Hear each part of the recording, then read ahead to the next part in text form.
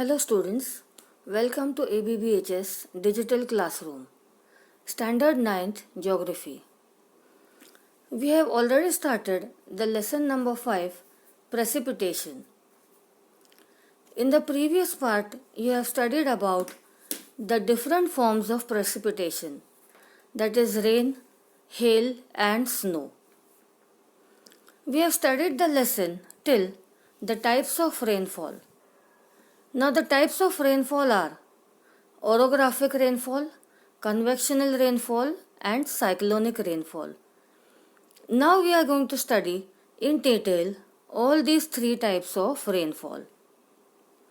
Let us start with orographic rainfall. We all know about the water cycle. In orographic rainfall, when the air starts rising from the sea level, so when the winds blow from the sea, they collect the moisture from the sea, the water vapor that is on the sea. From there, when the winds start blowing towards a higher area, at this region, the winds have to rise higher. As they rise higher to cross the high altitudes, the moisture in the air condenses. The water vapor condenses and it turns into water. Here you can see the wind side of the mountain. This side from where the winds are rising is called as the wind side.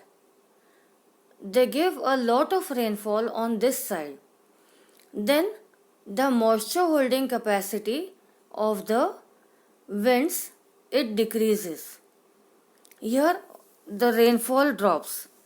Moving forward, when the winds become light, they move forward and towards the leeward side. The opposite side is called as the leeward side of the mountain. This is also a rain shadow zone. Here the rainfall decreases and the moisture holding capacity of the wind increases. Let us see the cross section of the Maharashtra plateau. Here you can see the winds approaching from the Arabian Sea, moving towards the east. As they move towards the east from the west, they come across the Sahyadri mountain ranges, which are an obstacle to the winds. As these winds rise higher, due to the high altitude, the temperature reduces and the water vapor condenses. As a result, the western side of the Sahyadri mountains or the western Ghats receive heavy rainfall. As the winds move towards the east, now they start becoming dry. Their moisture holding capacity increases here. So they collect the moisture.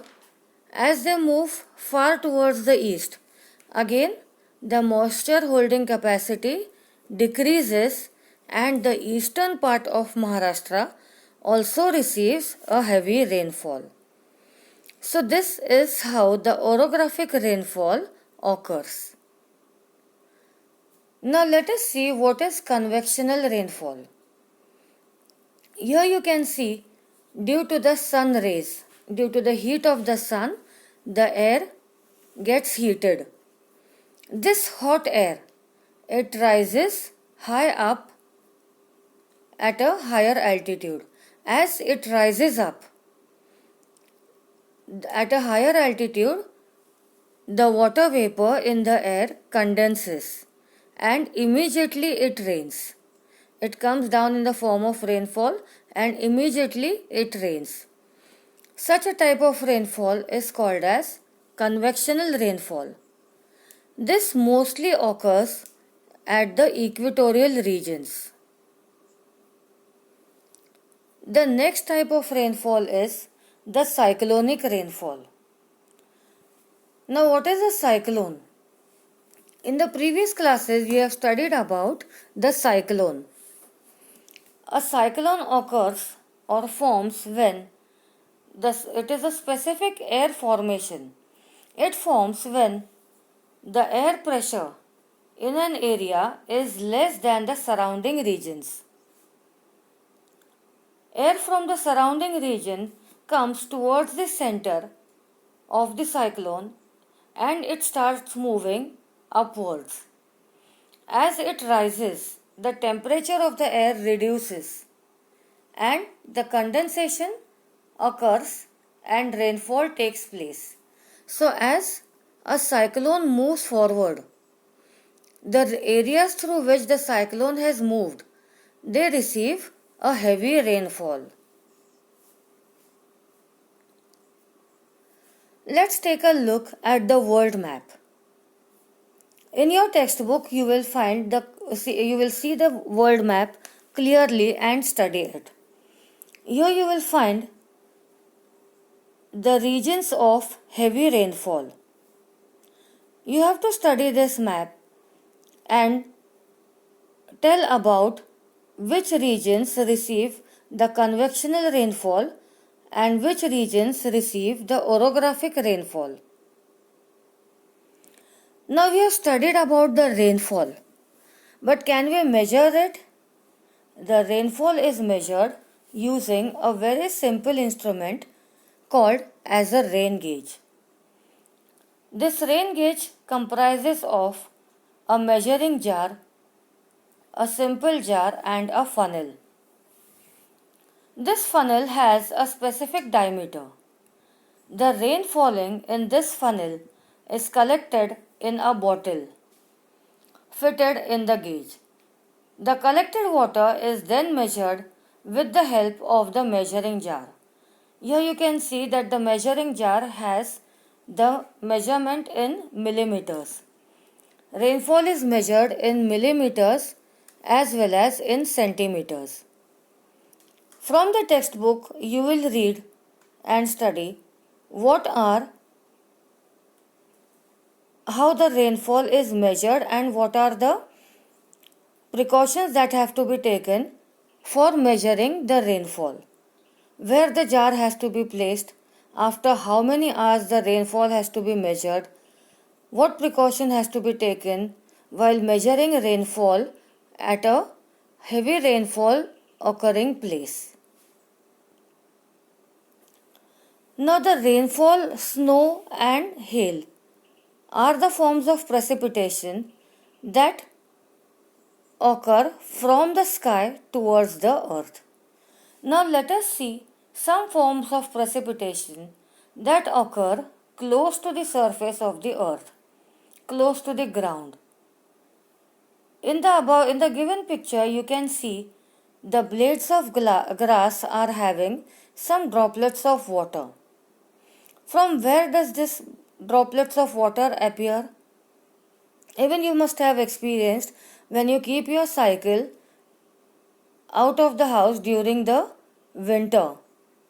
In the morning, early in the morning, you will find that there are droplets of water on the seat and on the other parts of the cycle. Or anything that you place out of your house, there you will find droplets of water in the morning. From where do these droplets of water come? So there is water vapor all around in the air. When this water vapor comes in contact with very cold objects, as during the winter, the blades of the grass or the vehicles, they become very cold. And due to this low temperature, when the water vapor comes in contact with these objects, it condenses and droplets of water are formed. This is known as dew.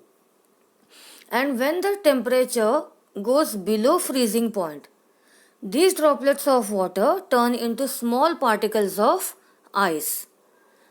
It is known as the frost. Here you can see fog. As we are in Lonavala, we always experience the fog and we enjoy it also. So what is this fog and what are the effects of the fog? We find that fog is a very beautiful experience, but let us see the effects also of this fog. Fog and dew damage some crops by spreading diseases, while it may be beneficial for some crops. Like the wheat and the gram crops, the dew drops are very beneficial for the wheat and the gram crops. Whereas due to the fog, the visibility reduces. You cannot see through the fog. As a result, there are accidents. It affects the means of transportation of the roads, railways as well as airways. Let us study the effects of precipitation. The main source of potable water available on the earth is precipitation. Potable water is the water that is available that can be used for drinking. But as excessive rainfall is destructive, even the absence of rain is also destructive. There is a shortage of food in both the cases. The farmer's condition becomes grave. It becomes very horrible. And even the country's economy gets affected when there is excess rain or lack of rain. Due to heavy rains, floods may occur. Every year we find floods due to heavy rains in Mumbai. Whereas even if the precipitation does not take place, if there is no rain, then the conditions of drought arise. Due to lack of rainfall, the crops cannot be grown. So in both the conditions, there is a damage to life. As we have seen that the rainfall is a natural process and it's the purest form of water. Still, due to some human intervention, acid rain occurs. Let us see what is acid rain. Because of the air pollution in industrial areas, various gases get mixed in the air. Different acids are created when the water vapor in the air reacts chemically with these gases, such as nitric acid, sulfuric acid, etc. Precipitation of water with dissolved acids reach the ground. Such a rainfall is called acid rain, and this acid rain is very harmful for life and for property. These rains are harmful to living organisms as well as the non-living objects.